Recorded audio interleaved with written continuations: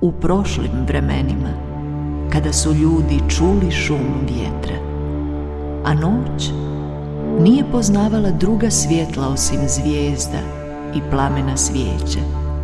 Svaki šum ili glas koji bi iz noći doletio na povjetarcu imao je značenje i svoga vlasnika.